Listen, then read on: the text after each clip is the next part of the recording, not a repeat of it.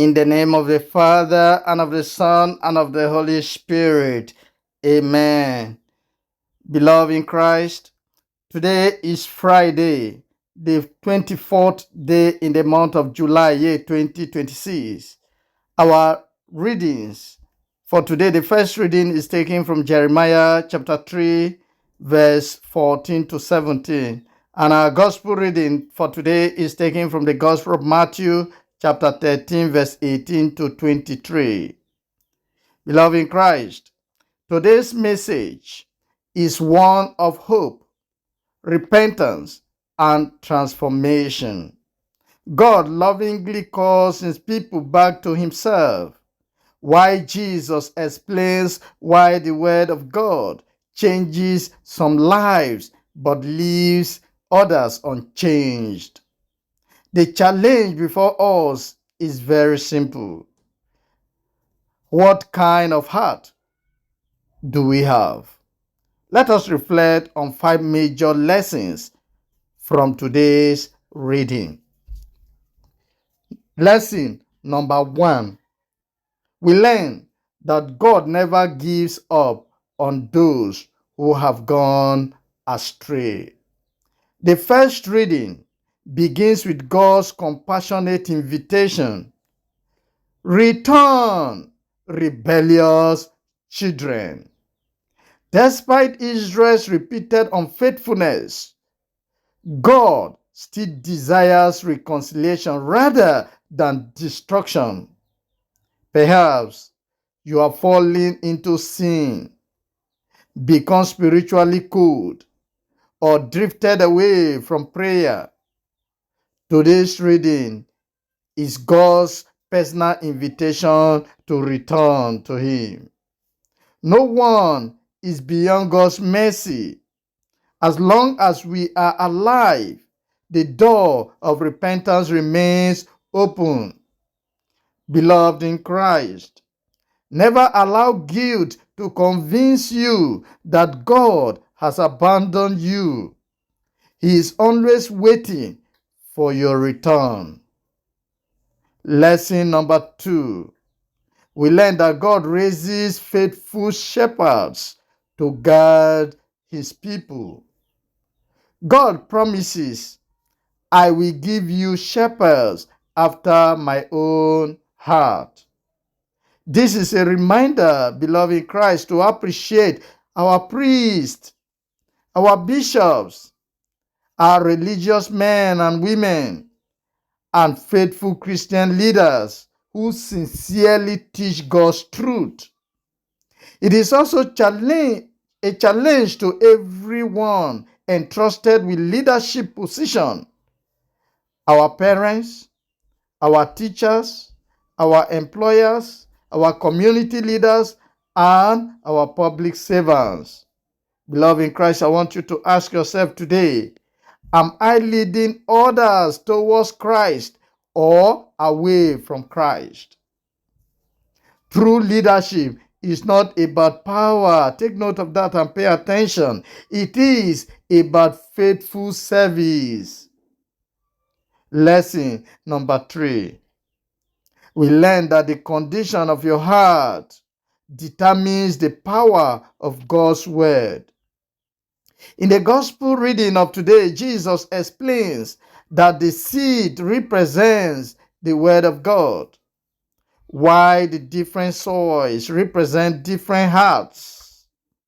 The problem is never God's word. The problem is often the human heart. Some people hear God's word but quickly forget it. Others receive it with joy but give up when difficulties arise. Some allow worldly worries and the love of wealth to choke their faith. Beloved in Christ, only those with receptive hearts bear lasting fruit. Every day, prepare your heart through prayer, humility, repentance, and obedience before listening to God's word. Lesson number 4. We learn that worldly distraction can choke your spiritual life. Jesus gives a serious warning. Even people who regularly hear the gospel can become spiritually unfruitful because of anxiety, materialism, and worldly pleasures. Today's world constantly competes for attention.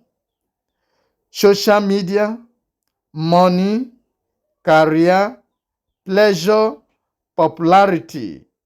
None of this is necessarily evil, but when they replace God, they gradually destroy our spiritual growth. Beloved in Christ, ask yourself honestly today, what is choking God's word in my life today? Lesson number 5. We learn that God wants every Christian to produce abundant fruits. The good soil produces 30, 60, and even 100-fold. God never plants His word in us merely to increase our knowledge. He expects transformation. Our faith should be visible in our character. It should be seen in the following: in our marriages, in our families, in our workplaces, in our honesty, in our forgiveness, in our compassion. Christianity is not merely hearing God's word. Be reminded, it is living God's word. Finally, beloved in Christ, today's reading leaves us with two important questions. Question 1: have I truly returned to God with all my heart? Question 2: is my heart fertile enough for God's word to bear fruit? I pray for you today. May we reject every distraction, embrace genuine repentance, listen attentively to God's word, and become fruitful disciples whose lives inspire others to follow Christ. I ask this through Christ our Lord. Just type amen in the comment section. Beloved in Christ, if this reflection has blessed you personally, please don't forget to like this video, subscribe to Akahi News YouTube channel, and share it with your family and friends. Most importantly, visit this website akahinews.org every day for more inspiring Catholic reflections, breaking news, educational updates, and faith-building content. May Almighty God bless you. In the name of the Father, and of the Son, and of the Holy Spirit. Amen. Thank you for joining me in today's edition of my daily Catholic reflection. I'm yours in Christ, Joseph Yaji.